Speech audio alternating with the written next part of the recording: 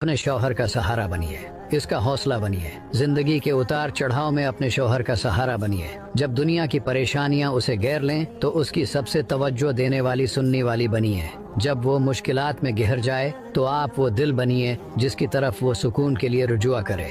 अगर दुनिया की मसरूफियात उसे अल्लाह से गाफिल कर दें तो नरमी से उसे याद दिलाएं।